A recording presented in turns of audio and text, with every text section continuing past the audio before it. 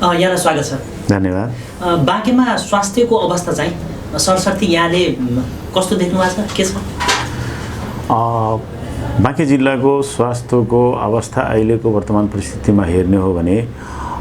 बाँके जिल्ला खास गरेर नेपालगञ्ज विगत लगभग 5 दशकभन्दा पहिलादेखि नै 3वटा विकास क्षेत्र हुँदा चाहिँ लगभग 24 देखि 25 जिल्लालाई सेवा दिँदै आएको एउटा चाहिँ थलोको रूपमा, एउटा नाकाको रूपमा, एउटा चाहिँ गन्तव्यको रूपमा सुरुदेखि नै सेवा दिँदै आएको क्षेत्र हो। तर चाहिँ विगतमा फेडरलिजम नहुँदा चाहिँ संघीयता नआउँदादेखि नै उपेक्षित नै भएको मैले महसुस गरेको छु। 24 यानी 1/3 नेपाललाई सेवा दिँदै आएको शहर र अस्पताल 90 वर्ष पहिला एउटा चाहिँ बिल्डिङहरू बनेर पनि चाहिँ उपेक्षाकै शिकार नै भयो र चाहिँ अवस्था एकदमै जर्जर अवस्था थियो। हामीहरू खास गरेर यो केपी ओलीको सरकारमा चाहिँ जाँदा अब त्यो ओपीडी ब्लकहरू र विशिष्टीकृत सेवामा चाहिँ त्यो एउटा स्तरोन्नति भयो। तर अहिले पनि त्यसका चाहिँ जनशक्तिहरू र खास गरेर यो कोभिड-19 को महामारीका बेला जुन दायित्वहरू चाहिँ निर्वाह गर्नुपर्ने त्यो इक्विपमेन्ट र जनशक्तिको अभावमा र राज्यको सुरुमा चाहिँ अलि एक्टिभिटी देखियो, तर अहिले जुन उदासीन अवस्था छ र खुल्ला रूपमा चाहिँ हामी गर्न सक्दैनौँ भन्ने जुन अभिव्यक्ति र सरकारको निर्णय हो, यो एउटा चाहिँ त्यसको असर चाहिँ यस क्षेत्रमा पनि नपरेको होइन। अहिलेको पहिलाभन्दा अब हामीले चाहिँ अपेक्षित रूपमा हेर्ने हो भने पहिला साना स्वास्थ्य चौकीहरू थोरै थियो। अहिले बिस्तारै चाहिँ स्वास्थ्य चौकीहरू प्रत्येक वडाहरूमा स्थापनाको क्रम जारी नै छ र साना अस्पतालहरू, प्राइभेट अस्पतालहरू लगायत विभिन्न चाहिँ प्रगतिहरू भएकै हो। बाटोघाटो पूर्वाधार र स्वास्थ्य क्षेत्रमा पनि एउटा फड्को मारेकै हो र परिवर्तन भएकै हो। तर जुन फन्डामेन्टल राइट्सहरू हुन्छन् संविधानमा, एउटा आम नागरिकले यस्ता एपेन्डिकको बेला चाहिँ महामारीको बेला चाहिँ पाउनुपर्ने सुविधाहरू, पाउनुपर्ने चाहिँ सेवाहरू र राज्यले निर्वाह गर्नुपर्ने दायित्वहरू जुन थियो त्यो चाहिँ निर्वाह गर्न सकेको अवस्था छैन। किन छैन जस्तो लागिरहेको छ तपाईँ? अब तपाईँ सङ्घीय सांसद पनि हो, तपाईँहरूको यसमा रोल हुन्छ कि हुँदैन, के छ? एकदम रोल हुन्छ। हामी त अब सदन खोल्नु पर्यो। हाम्रो थलो भनेको पार्लियामेन्ट हो। हाम्रो पार्टीले प्रत्यक्ष रूपमा राज्यले जुन फन्डामेन्टल राइट, संवैधानिक हकलाई कुण्ठित गर्ने जुन अभिव्यक्तिहरू र निर्णयहरू गरेका छ त्यो अविलम्ब चाहिँ जनतासँग क्षमायाचना माग्नुपर्छ र त्यो दायित्वलाई निर्वाह गर्ने गरी प्रतिबद्धता व्यक्त गर्ने र निर्णय त्यो चाहिँ गर्नुपर्छ र त्यो पुरानो निर्णय फिर्ता लिनुपर्छ भन्ने हामी भनि नै सकेका हौँ। म चाहिँ खास गरेर प्रदेश सरकारलाई आंशिक रूपमा धन्यवाद दिन्छु, पूर्ण रूपमा त होइन, किनकि केन्द्रीय सरकार पन्छिएपछि 5 नम्बर प्रदेशले चाहिँ पीसीआर लगायतका अन्य सेवामा जारी रहन्छ यस्ता चाहिँ लाई एउटा निर्णय गर्यो। त्यो स्वागत योग्य निर्णय हो र केही सेन्ट्रल हस्पिटल हुँदा पनि बाँकेका भेरी अस्पताललाई जनशक्तिहरूको अभाव हुन नदिन पनि केही सहयोगहरू गरेका छ। तसर्थ म उहाँलाई विशेष धन्यवाद दिन चाहन्छु। तर अहिले पनि जनशक्तिहरू र धेरै सेवाहरूको चाहिँ अभाव छँदैछ र यो कोभिड-19 को बेला पनि जुन अहिले भेन्टिलेटरको निर्णय भयो अस्ति चाहिँ सरकारले दिने 5वटा मैले सुनेको छु न्युजमा, त्यो स्वागत योग्य हो। तर कहिले अब जुन यो महामारी समाप्त भइसकेपछि आउने हो, दिनदिनै चाहिँ मान्छेहरू भेन्टिलेटर नपाएर मृत्युशैय्यामा वरड हुने र मृत्यु हुने अवस्था भएको छ। यो दयनीय र चाहिँ एउटा चिन्ताजनक अवस्था हो। हामी यसमा प्रयासरत छौँ। हामी व्यक्तिगत तवरबाट चाहिँ मानुस् न अवेरनेस प्रोग्रामहरू गरेका छौँ, आह्वान गरेका छौँ र हुने खालका केही सहयोगहरू मानुस् न अब पुलिसलाई हेल्थ सेक्टरमा सेनिटाइजका कार्यक्रमहरू, मास्कहरू वितरण गरेर अब आफ्नो भ्याएसम्म, किनकि हाम्रो कुनै गभर्नमेन्ट फन्ड हुँदैन, किनकि मेन दायित्व भनेको तपाईको क्वारेन्टिनदेखि आइसोलेसन चाहिँ सञ्चालन प्रदेश र चाहिँ स्थानीयताको हुने अवस्था रहेको र अहिले पनि चाहिँ जुन हामीहरूको रोल भनेको अब नियमन अनुगमन र कुरा उठाइदिने, राज्यसँग माग गरिदिने, त्यो चाहिँ हामी पूर्ण रूपमा गरिरहेका छौँ र पार्टीगत रूपमा अहिले सदन नखुले पनि राज्यसँग हामीले प्रत्यक्ष रूपमै पार्टीकै निर्णय गरेर माग गरेका छौँ। मलाई जहाँसम्म लाग्छ अहिलेको जुन यो कोभिड-19 अन्य सेक्टरहरूमा पनि स्वास्थ्यको त्यति अवस्था राम्रो छैन, किनकि अहिले पनि राम्रो ट्रमा छैन। यहाँ चाहिँ तपाईको राम्रो चाहिँ न्युरो ब्लक छैन म मन्त्री हुँदा चाहिँ स्वास्थ्य मन्त्री हाम्रै पार्टीको अध्यक्ष हुँदा एउटा चाहिँ निर्णय त गरायौँ ओपिडी ब्लक अहिले अन्तिम चरणमा छ बन्दैछ तर विशिष्टीकृत ब्लकहरू चाहिँ सबै ब्लकहरू राख्ने जसरी ठुलो एक्सिडेन्ट भयो भने लखनऊ लग्ने या काठमाडौँ लग्नुपर्ने अब 2-3 घन्टा लाग्ने दुवैतिर लैजाँदा अनि मान्छे चाहिँ जोगाउन चाहिँ चान्स कम हुने तपाईको ट्रामा नहुने यस्ता चाहिँ अब कार्डियक पनि त्यो बेला पैसै थिएन मन्त्री हुँदा चाहिँ त्यो जनकपुर कहाँको पैसा यहाँको पैसा कट्टा भएर चाहिँ बसेको थियो अहिले पनि एउटा चाहिँ गङ्गालालको ब्लकको रूपमा छ नेपालगञ्ज सेपरेट चाहिँ कार्डियक चाहिँ ब्लक हुन चाहिँ एउटा हुन सकेको छैन तसर्थ मैले अब यो आउने चाहिँ सेसनमा हामी यो कुराहरू उठाउँछौँ राज्यसँग माग गर्छौँ कि यहाँ स्वतन्त्र रूपमा चाहिँ हृदय केन्द्र चाहिँ एउटा हुनुपर्छ र एउटा ट्रामा हुनुपर्छ जो कि कर्णाली सुदूरपश्चिम र यस क्षेत्रका 24-25 जिल्लालाई चाहिँ जुन यो सेवा हस्पिटलले यो शहरले दिँदै आएको छ यो परेको बेला कम्तीमा गर्न सकोस् नत्र लखनऊ इन्डिया भाग्नुपर्ने अथवा काठमाडौँ बाहेक अरू कुनै विकल्प छैन जस्तो तपाईँ स्थानीय पूर्वाधार विकास साझेदारी कार्यक्रम पनि तपाईँकै नेतृत्वमा यसको योजनाहरू छान्ने बजेटहरू डिभाइड गर्ने हुन्छ लगभग 3वटा आर्थिक वर्षहरू सकिएको छ यसमा स्वास्थ्य क्षेत्रको विकास यसको प्रवर्धनको लागि के योजना अहिलेसम्म भयो कि भएन के छ मैले भने म शहरी विकास मन्त्री हुँदै भवन सम्बन्धी बनाइदिने भन्ने हाम्रो मन्त्रालयको लाइब्रेरी जिम्मेवारी थियो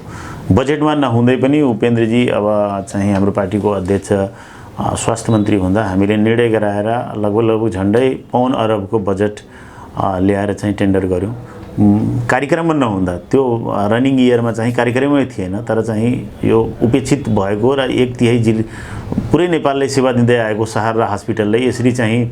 90-92 वर्ष पुरानो बिल्डिङ जो कि अब इट्टा खस्दैछन् छत खस्दैछन् बिरामी उपचार गराउन जान्छन् कुरुवा र बिरामी पनि मर्ने अवस्था सृजित हुन सक्छ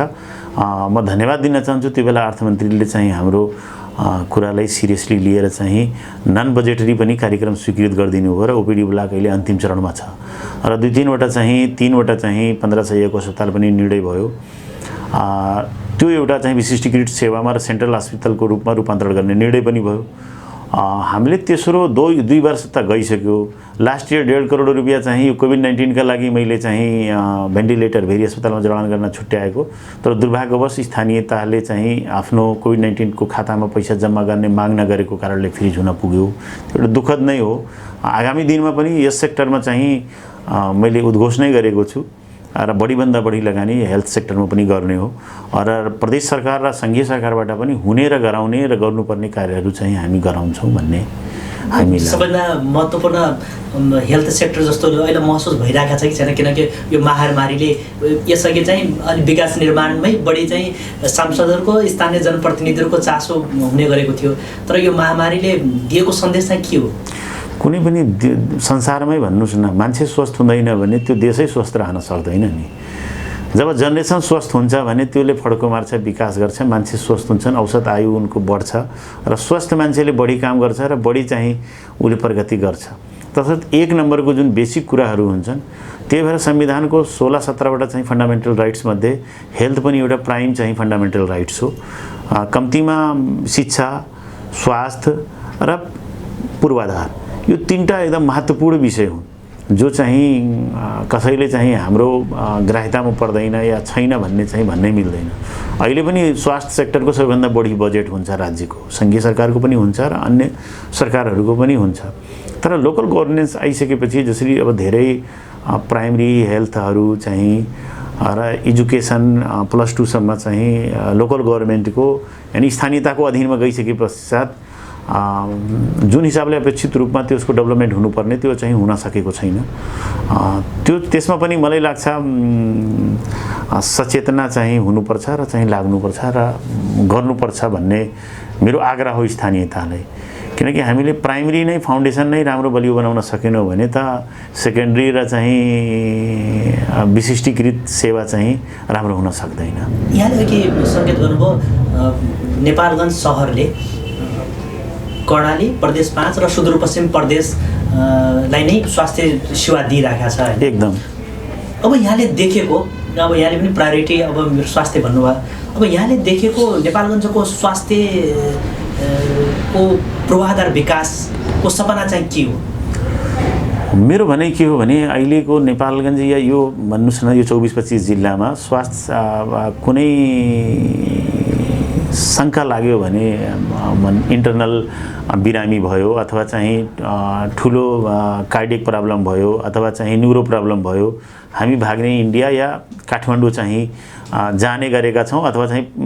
उतै चाहिँ सन्तुष्टि हुने भन्ने चाहिँ गरेको छ। मेरो सपना के छ भने भोलि उताको मान्छे चाहिँ नेपालगञ्जमा जसरी आई हस्पिटलले एउटा फड्को मारेको छ, यहाँ राम्रो आँखाको उपचार हुन्छ, त्यस्तै बाँके जिल्ला नेपालगञ्ज त्यो पनि गभर्मेन्ट हस्पिटल भेरी अस्पतालले चाहिँ यो श्री सेवा दियोस् कि मान्छे उताको मान्छे यहाँ चाहिँ भरपर्दो र चाहिँ मैले भने नि नेपालमा पहिलो चाहिँ वातानुकूलित ब्लकहरू निर्माण हुँदैछ सरकारी अस्पतालमा, त्यो एउटा चाहिँ उदाहरण नै हुन सक्छ। र भोलिको दिनमा हामीले यो सबै सेक्टरको चाहिँ औषधो उपचारमा एउटा नमुनाको रूपमा र विश्वासको रूपमा चाहिँ हामी लिन सकौँ भन्ने चाहिँ मेरो चाहना हो, मेरो सपना पनि हो। एउटा प्रतिनिधिको रूपमा मैले प्रयास पनि गरेको हुँ, किनकि त्यो ओपिडी ब्लक निर्माण भयो, हामी सरकारमा अहिलेसम्म भएको भए निर्माण भएर चाहिँ जनशक्ति र ब्लकहरू पनि ओपन भइसक्थ्यो। यो कार्डियक ब्लक, हृदय केन्द्र छुट्टै, न्युरो ब्लक छुट्टै, ट्रमा छुट्टै राख्ने पनि हामी, किनकि त्यो विशिष्टीकृत निर्णय पनि गरायौँ त्यो बेला। अब त्यसलाई कार्यान्वयन गर्ने बेला हो। मेरो आग्रह छ अहिलेको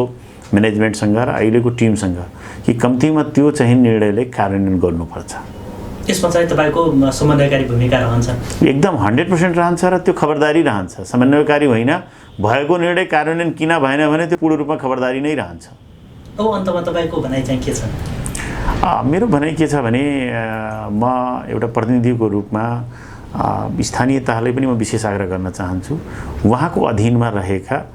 प्राइमरी लेभलका जो कि फन्डामेन्टल राइट्स, जो कि मूलभूत संवैधानिक अधिकार आम नागरिकको छ भने त्यो उहाँको चाहिँ उहाँको स्थानीय तहको रोलमा पर्न जान्छ। उहाँहरूले त्यसलाई सुधार गर्नुपर्छ, त्यसको पूर्वाधार लगायत सबै कुराहरू र आवश्यक शब्द जुन प्यारासिटामोल जस्ता सासाना औषधिहरू चाहिँ अहिले पनि कम्प्लेनहरू आइरहेछ, त्यसमा चाहिँ उहाँहरूले सुधार गर्नुपर्छ र प्रदेशको जुन भूमिका छ हेल्थ सेक्टरमा उसले पूर्ण रूपमा त्यसलाई चाहिँ सुधार गर्नुपर्छ। र हामी सङ्घीय सरकारसँग चाहिँ हामी अब छँदैछौँ त्यो पार्लियामेन्टमा, हामी त्यो खबरदारी र चाहिँ त्यसमा पूर्ण रूपमा चाहिँ कार्यान्वयन गराउनतिर हामी लाग्छौँ। र मलाई विश्वास छ भोलिको दिनमा मैले 5वटा प्रतिबद्धता व्यक्त गरेका थिएँ प्रतिनिधिको सभाको चुनाव लड्दा, लगभग सबै भेरी हस्पिटलको कुरा थिए, डिग्री कलेजका कुरा थिए, एयरपोर्टका कुरा थिए, औद्योगिक करिडोरको कुरा थियो, त्यो लगभग सबै पुरा भएको। एउटा चाहिँ महिला डिग्री कलेज बनाउने भन्ने मैले उद्घोष गरेका थिएँ, त्यो एउटा सपना मेरो अधुरो छ। अब त्यो जग्गा चाहिँ अभाव छ, जग्गा पायो भने त्यो पनि चाहिँ हुन्छ। र स्वास्थ्य सेक्टर जुन तपाईँले आज भन्नुभयो, मेरो चाहना हो भोलिको दिनमा नेपालगञ्ज जसरी आँखा अस्पतालको एउटा नाम चलेको छ त्यसरी भेरी अस्पताल गभर्मेन्ट हस्पिटलको नाम चलोस्, मान्छेले विश्वास गरून्, लखनऊ या काठमाडौँ जान नपरोस् भन्ने मेरो चाहना हो। त्यो हामी स्थापना गर्छौँ र त्यसरी हामी बनाउँछौँ भन्ने म प्रतिबद्धता व्यक्त गर्न चाहन्छु। हस्, धेरै धेरै धन्यवाद समय सम्बन्धका। धन्यवाद।